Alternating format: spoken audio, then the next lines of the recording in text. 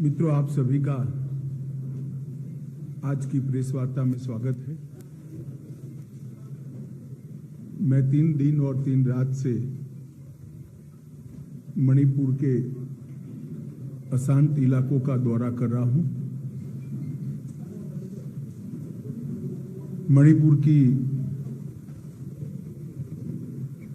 हाल की स्थिति की जानकारी देने हेतु इस प्रेस वार्ता का आयोजन किया गया है। 29 अप्रैल को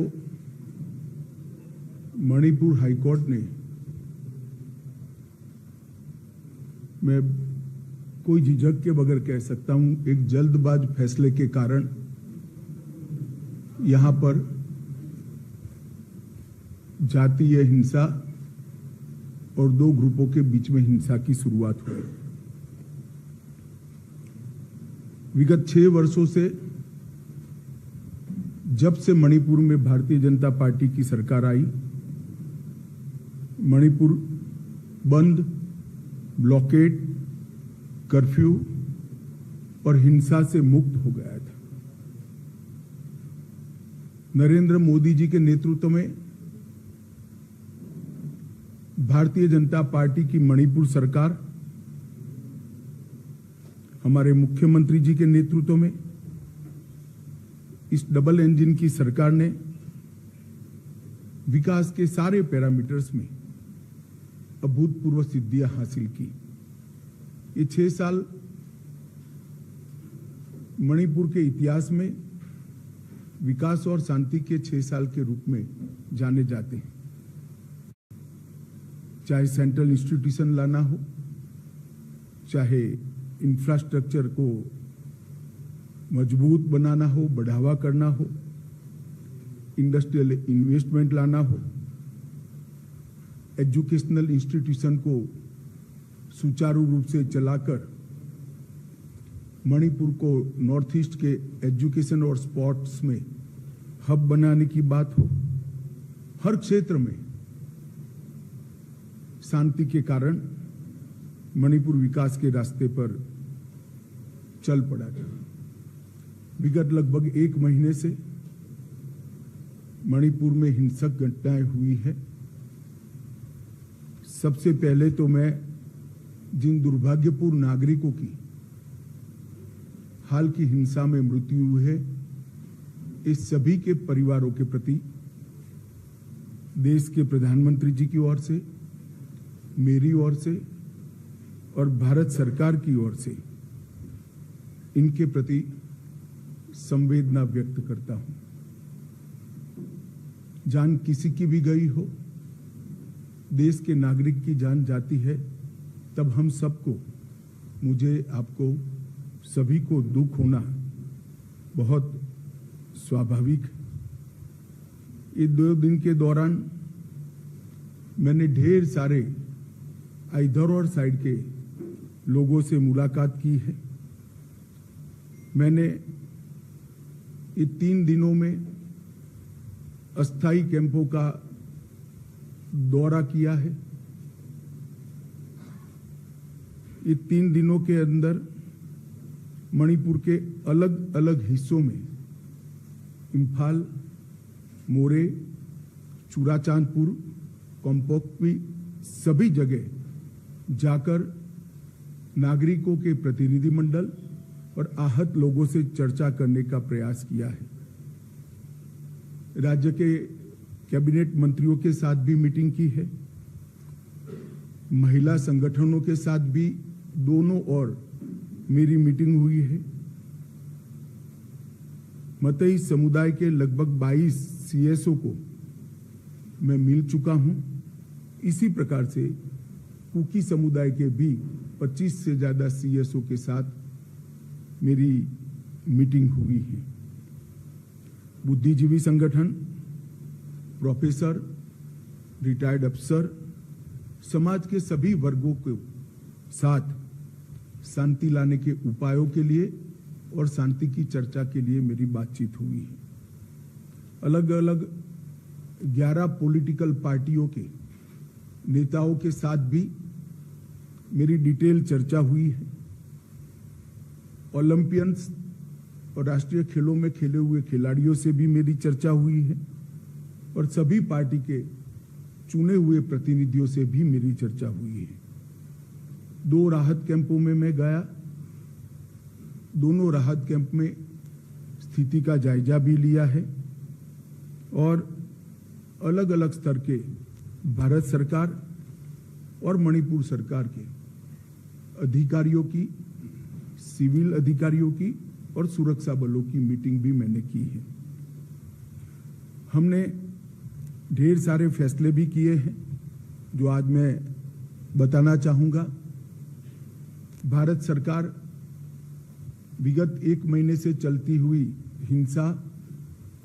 हिंसा होने के कारण और हिंसा में किसकी जिम्मेदारी है, इस सभी की जांच के लिए हाईकोर्ट के चीफ जस्टिस स्तर के रिटायर्ड न्यायाधीश का न्यायिक आयोग गठित कर जांच करेगा और ये जांच भारत सरकार की ओर से कराई जाएगी। भारत सरकार मणिपुर के गवर्नर साहिबा की अध्यक्षता में एक शांति समिति का गठन करेगी जिसमें सभी का समावेश होगा। उद्योगपति भी होंगे, खिलाड़ी भी होंगे, राजनीतिक दलों के प्रतिनिधि भी होंगे, चुने हुए प्रतिनिधि भी होंगे और अलग अलग सिविल सोसाइटी ऑर्गेनाइजेशन के प्रतिनिधि भी सभी प्रकार के होंगे। मणिपुर में अभी ढेर सारी एजेंसियां सुरक्षा की दृष्टि से काम कर रही है। उनके बीच में बेहतर समन्वय के लिए एडवाइजर श्री कुलदीप सिंह जी, जो कि रिटायर्ड डीजी सीआरपीएफ हैं, उनकी अध्यक्षता में इंटर एजेंसी यूनिफाइड कमांड की व्यवस्था आज से ही हम रचना में लाएंगे, जो सभी एजेंसियों के बेटर कोऑर्डिनेशन के लिए, पक्षपात विहीन कोऑर्डिनेशन के लिए इनकी अध्यक्षता में काम होगा। जितने भी केस रजिस्टर किए गए हैं, इसमें से 5 केस चयनित किए गए हैं और 1 केस इन जनरल कॉन्स्पिरेसी का रजिस्टर्ड कर ये 6 केसों की जांच सीबीआई का विशेष दल करेगा, जो भारत सरकार के तत्वाधान में किया जाएगा। और मैं सभी मणिपुर वासियों को विश्वास दिलाना चाहता हूं, किसी भी पक्षपात और भेदभाव के बगैर हिंसा के मूल तक जाकर आने वाले समय में कभी हिंसा न हो, इस प्रकार की एक न्यूट्रल जांच और दोषियों को दंडित करने की कार्यवाही की जाएगी। एक रिलीफ एंड रिहेबिलिटेशन पैकेज को भी तैयार किया गया है। जितने भी लोगों का जान गया है वो सभी को 5 लाख रुपया मणिपुर सरकार की ओर से और 5 लाख रुपया भारत सरकार की ओर से 10 लाख रुपया दिया जाएगा। ये राशि डीबीटी के माध्यम से उनके परिवारजनों के सीधे बैंक अकाउंट में ट्रांसफर की जाएगी। जो इंजर्ड हुए हैं उन इजाग्रस्तों के लिए, जिनकी प्रॉपर्टी का नुकसान हुआ है, उन लोगों के लिए भी एक रिलीफ एंड रिहेबिलिटेशन पैकेज तय कर लिया गया है, जिसकी डिटेल घोषणा कल भारत सरकार के गृह मंत्रालय से हम करेंगे। मणिपुर की जनता को चीज वस्तुओं की कमी न हो, इसके लिए 30,000 मैट्रिक टन नियत कोटा से एक्स्ट्रा चावल भारत सरकार ने यहां पर भेजा है। वो चावल 15,000 मैट्रिक टन के 2 महीने तक 15,000 मैट्रिक टन भेजा जाएगा। गैस, पेट्रोल और सब्जियों की भी आपूर्ति की व्यवस्था कर दी गई है। सारी चीजें ऑन वे हैं और उनके वितरण के लिए सस्ता अनाज की जो दुकान है, इसके अलावे एक अलग से कैंप खोला जाएगा जहां उनके इलेक्ट्रॉनिक राशन कार्ड से भी अनाज मिलेगा और जिनको परचेस कर चाहिए उसको भी मिलेगा। वहां से सब्जियां भी बांटी जाएगी, दवाइयां भी बेची जाएगी और पेट्रोल पंप कुछ चयनित कर दिए गए हैं, लगभग 15 पेट्रोल पंप जो दिन रात खुले रहेंगे, जिससे पेट्रोल की किल्लत यहाँ पर हो न सके। आवाजाही में आप सभी जानते हैं थोड़ी दिक्कत है, इसलिए खोनसेंग रेलवे स्टेशन अभी पूरा नहीं बना है मगर लाइन तैयार हो गई है, तो हमने टेम्पररी प्लेटफॉर्म बनाने का निर्णय किया है जो एक ही सप्ताह में बन जाएगा। तो रेल से भारत के बाकी हिस्सों से मणिपुर की आपूर्ति करने के लिए ये बहुत बड़ी सुविधा होगी। युद्ध स्तर पर ये प्लेटफॉर्म बनाने की कार्यवाही कल से ही शुरू हो गई है। मैं आशा करता हूं कि 4-5 दिन के अंदर ही हम रेल के माध्यम से यहाँ आपूर्ति शुरू कर देंगे। तो रेल जब आना शुरू होगी तो चीजों की कमी में बहुत सुधार हो जाएगा। दोनों ओर लोग शिफ्ट हो गए, इसके कारण मेडिकल डॉक्टर की भी असुविधा विशेषकर कुकी भाइयों के क्षेत्र में हुई है। भारत सरकार ने 8 टीमें जिसमें 20 डबल ग्रेजुएट डॉक्टर होंगे, वो डॉक्टरों के साथ उनकी टीमें भी होंगी। वो टीमें वहां से रवाना हो चुकी है।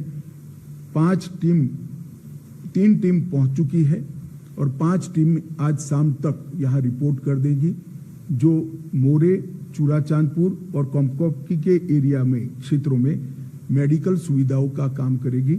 और बाद में इम्फाल में भी अगर ये क्राइसिस होती है तो असम सरकार के डॉक्टर लाने की भी हमने व्यवस्था की है। कॉम्पिटिटिव एग्जाम और शिक्षा में मणिपुर के विद्यार्थियों को कोई व्यवधान न हो, इसलिए भारत सरकार के शिक्षा विभाग के उच्च अधिकारी आज यहां पहुंच चुके हैं। उनका और मणिपुर के शिक्षा विभाग के अधिकारियों का मीटिंग होने के बाद एक कॉन्क्रीट प्लान, जिससे कि बच्चों की पढ़ाई लिखाई बाधित न हो, उसको हम बनाएंगे, जिसमें ऑनलाइन एजुकेशन, ऑनलाइन एग्जामिनेशन और डिस्टेंस टीचिंग की भी व्यवस्था की जाएगी। ये सारी व्यवस्था को हम 2 दिन के अंदर एक फाइनल स्वरूप दे देंगे, जिससे बच्चों की शिक्षा में और एग्जामिनेशन में किसी भी प्रकार का व्यवधान न हो। कोर्ट में मणिपुर के कुछ हिस्सों से आने में तकलीफ है, हम हाईकोर्ट के साथ चर्चा कर रहे हैं। 3 जगह पे वर्चुअल माध्यम से अपीयर हो सके इस प्रकार की व्यवस्था की है, करने जा रहे हैं हम। चूड़ाचांदपुर, मोरे और कोमकोपकी में, जहां से मणिपुर हाईकोर्ट में सीधी अपनी बहस भी कर सकेंगे और हाईकोर्ट लिबरल तरीके से उनको जब तक स्थिति नॉर्मल नहीं हो जाती डेट भी दे पाएगी। इससे काम करने में काफी सरलता होगी। आवाजाही की सरलता से के लिए ये तीनों क्षेत्रों से एक अस्थायी हेलीकॉप्टर यातायात की व्यवस्था भी हम करने जा रहे हैं, जो सिर्फ 2000 रुपया पर पर्सन के रेट से इन लोगों को एयरपोर्ट तक छोड़ देगा और इंटरनल ट्रांसपोर्टेशन की भी व्यवस्था हेलीकॉप्टर के माध्यम से हम करेंगे। भारत सरकार और मणिपुर सरकार ने हेलीकॉप्टर सेवा का बाकी खर्चा भारत सरकार और मणिपुर सरकार उठाएगी, जैसे सुदूर क्षेत्रों में आवागमन में किसी भी प्रकार की कोई दिक्कत न हो। ये सभी प्रकार की व्यवस्था सुचारू रूप से चले, इसलिए एक जॉइंट सेक्रेटरी स्तर के गृह विभाग के अधिकारी मणिपुर में उपस्थित रहेंगे और 5 डायरेक्टर स्तर के अधिकारी भारत सरकार के अलग अलग मंत्रालय के यहां पर उपस्थित रहेंगे। परमानेंट सॉल्यूशन के लिए हमने म्यांमार और मणिपुर की बॉर्डर पर पहले ही ट्रायल बेस पर 10 किलोमीटर बाड़ लगाने का, फेंसिंग करने का काम हमने पूरा कर लिया है और 80 किलोमीटर के काम को हमने टेंडरिंग कर चुके हैं और बाकी की बॉर्डर की हम सर्वे भी चालू कर रहे हैं। और पड़ोस के देश से आने वाले लोगों की बायोमेट्रिक्स और आई इंप्रेशन लेने का भी काम चालू है, जिससे आने वाले दिनों में उकसावे से यहाँ पर हिंसा न हो। मेरी सभी मणिपुर वासियों के से अपील है कि आप कृपया अफवाहों पे ध्यान न दें। अफवाहों के निरसन के लिए यहाँ पर कुछ टोल फ्री नंबर बनाए गए हैं। इधर और साइड से शांति बनाए रखें। मणिपुर में शांति के कारण विकास का एक नया युग 6 साल से चल रहा था। कोर्ट के एक फैसले के कारण, थोड़ी मिसअंडरस्टैंडिंग के कारण ये मनमुटाव हुआ है। मुझे भरोसा है कि मणिपुर की जनता आपसी सद्भाव के साथ चर्चा कर जल्दी इसका निपटारा लाएगी।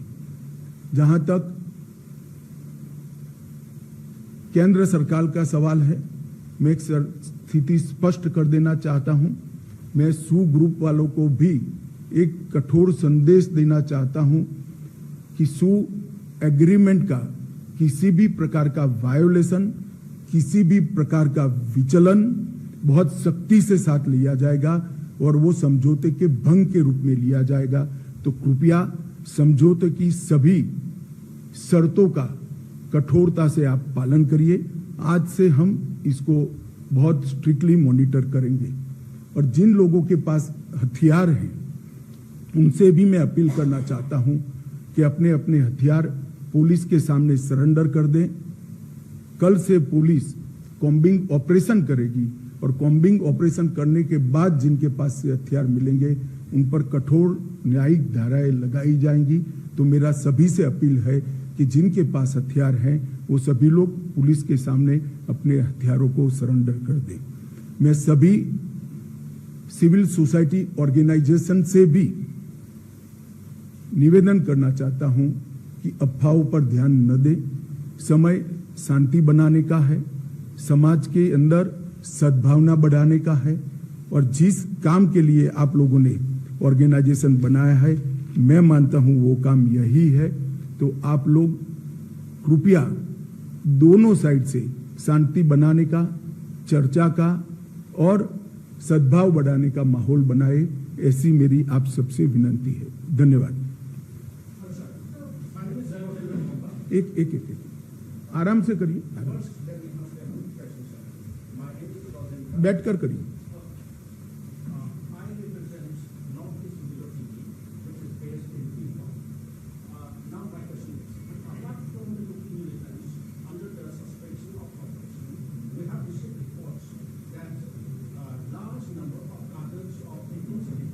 एक मिनट, मैं समझ गया। मैं हिंदी में बोला इसलिए शायद मेरी बात कम्युनिकेट नहीं हो पाई। अब ध्यान से सुनिएगा। सू मिलिटेंट अगर समझौते की किसी भी प्रकार की शर्त का उल्लंघन करते हैं तो अब उन पर कठोर नहीं चाहूंगा, परंतु जो भी सूचना है इसको हम डेल्ट कर रहे हैं और कड़ाई के साथ डेल्ट कर रहे हैं। एक सेकंड मैं बताता हूं, आप बताइए, सबको मौका मिलेगा।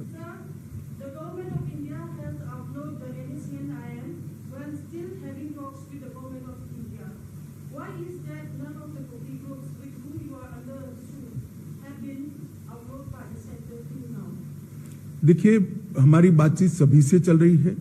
नॉर्थ ईस्ट में अब तक 15 अलग अलग हथियारी ग्रुपों से हमारा समझौता हो चुका है। 8000 से ज्यादा लोग सरेंडर हो चुके हैं। नरेंद्र मोदी सरकार बनने के बाद 2014 से लगभग 8000 उग्रवादी हथियार डालकर मेन स्ट्रीम में आए हैं। बाकी लोगों से भी बातचीत चल रही है। ये सभी से बातचीत एक उच्चतम स्तर पर गृह मंत्रालय कर रहा है, मगर जब कॉम्प्लेक्स पोजीशन होती है, 50-50 साल पुराने मसले होते हैं, इसका निपटारा लाने में समय लगता है। एक सेकंड, सबको कहें।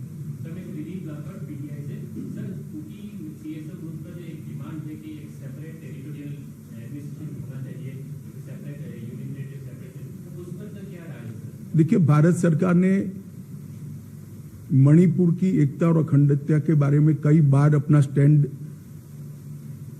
घोषित किया है, इसमें हमारा कोई बदलाव नहीं है।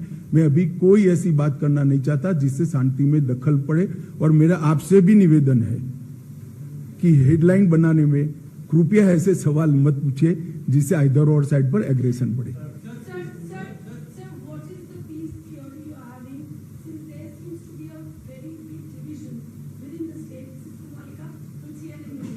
देखिए, वार्ता और संवाद यही रास्ता है मतभेदों को और मिसअंडरस्टैंडिंग को क्लियर करने का। मुझे लगता है एक बार राज्यपाल महोदया की अध्यक्षता में पीस कमेटी घूमकर सबको सुनेगी। मैंने भी सुना है, काफी सारी चीजें आई हैं। मैंने एक दूसरे के साथ कम्युनिकेट भी किया है, एक दूसरे के ग्रीवेंसेस को। वो दोनों ग्रुप भी अभी अपने यहाँ इस पर विचार कर रहे हैं। एक बार वार्ता शुरू होगी तभी मिसअंडरस्टैंडिंग क्लियर होगी। एक सेकंड, सबको मैं बताऊंगा भाई।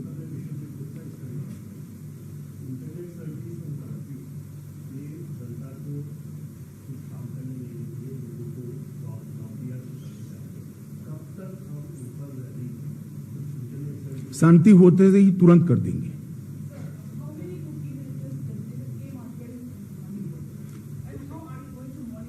देखिए, ये एग्जामिनेशन नहीं है, सिक्योरिटी रिलेटेड चीजों का इस प्रकार से जवाब नहीं दिया जाता है।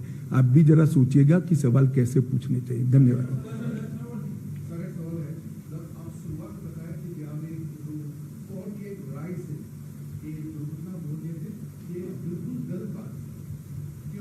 चलो, ये आपकी राय है।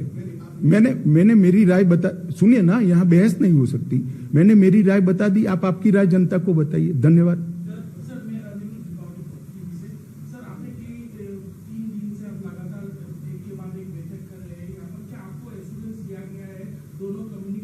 जी, मुझे दोनों कम्युनिटी के सीएसओ के माध्यम से विश्वास दिलाया गया है कि जो मिसअंडरस्टैंडिंग है इसको हम जल्दी ही निपटारा करेंगे, और दोनों कम्युनिटी ने अपनी अपनी जनता के साथ बातचीत करना भी शुरू कर दिया। इसकी ग्राउंड रिपोर्ट भी मिलती है। मैं बहुत ऑप्टिमिस्टिक हूं कि जैसे ही राज्यपाल महोदय की अध्यक्षता में एक कमेटी घूमकर सबसे चर्चा करना शुरू होगी, समाधान निकल आएगा।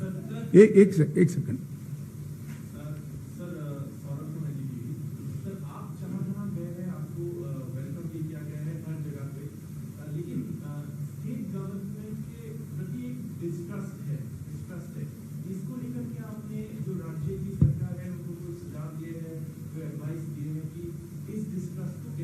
देखिए, मैंने काफी सारी चर्चा करी है, स्थिति से अवगत भी कराया है, सुझाव भी दिए हैं, मगर वो आपके लिए नहीं है, राज्य सरकार के लिए।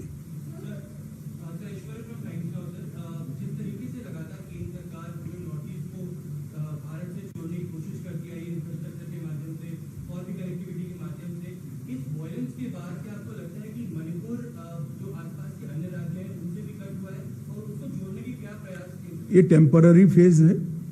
यहाँ स्थिति सामान्य बहाल होने के साथ ही मणिपुर पहले की तरह विकास के रास्ते पर चला जाएगा, मुझे पूरा विश्वास है। मैडम, आपने एक बार पूछ लिया ना।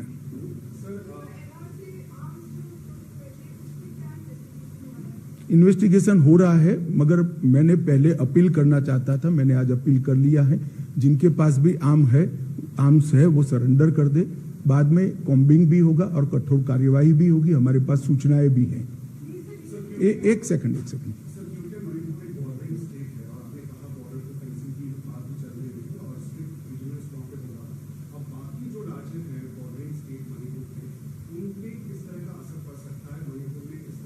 पहले मेरी बात पूरी आप सुन लीजिए। 10 किलोमीटर बॉर्डर फेंसिंग हमने ट्रायल बेस पर किया है, और इसके आधार पर 80 किलोमीटर और कर रहे हैं। बाकी का सर्वे चल रहा है।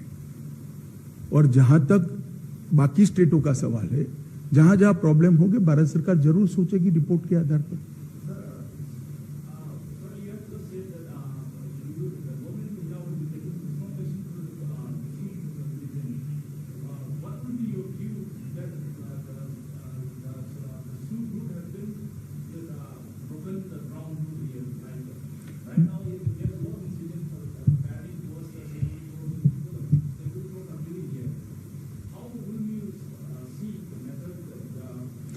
देखिए, मैं समझ गया। हमारे पास जो सूचनाएं है इसके आधार पर मैंने उनको अपील की है कि वायोलेशन न करें। वायोलेशन करते हैं तभी कदम उठाने की बात है, और वायोलेशन करेंगे तो कदम उठाना चाहिए, इसमें आप भी सहमत हैं। मैंने यही कहा है कि वायोलेशन न करें।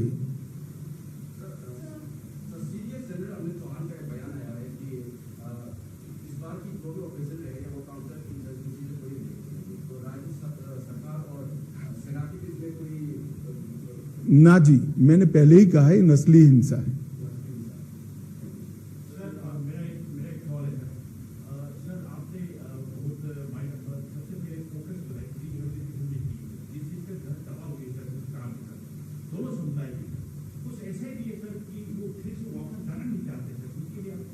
हम उनसे चर्चा करेंगे, स्थिति सामान्य होने के बाद उनकी यही मंशा रही तो फिर उसके लिए भी सोचा जाएगा। मुझे विश्वास है कि स्थिति सामान्य होने के बाद, एक दूसरे पर विश्वास होने के बाद पूर्ववत स्थिति हो जाएगी।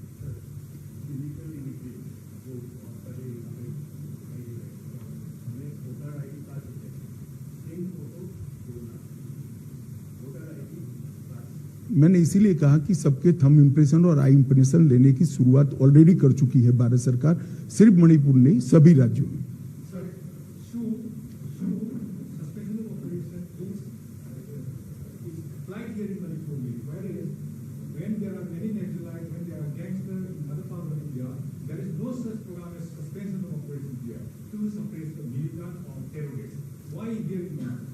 बैठिए। ऐसा है कि सस्पेंशन ऑफ ऑपरेशन की कुछ कंडीशंस हैं, तो इसको मानना चाहिए, तभी तो सस्पेंशन ऑफ ऑपरेशन रहता है। अगर कंडीशन टूटती है तो दोनों ओर से टूटेगी। फिर मैं आपसे बहस नहीं कर सकता, मैंने मेरा जवाब दे दिया।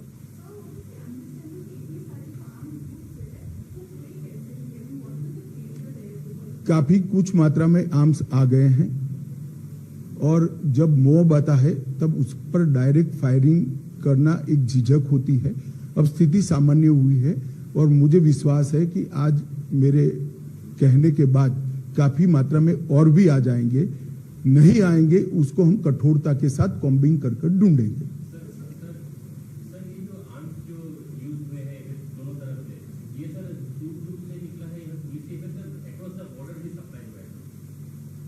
देखिए, आप प्रेस कॉन्फ्रेंस में इस तरह की सूचनाएं मुझसे अपेक्षा नहीं कर सकते हैं भैया। इसके लिए आपको एग्जाम देना पड़ेगा, सिक्योरिटी फोर्स में आना पड़ेगा, या तो एजेंसी में आना पड़ेगा। चले, मुझे लगता है अब रिपीटेशन हो रहा है। मैं अंत में आप लोगों को भी अपील करना चाहता हूं कि आप भी शांति हो इस दिशा में आपका रिपोर्टिंग भी कीजिए, आप सभी अपील भी कीजिए, और सभी समुदायों को शांति बनाने में आपका सहयोग भी दीजिए।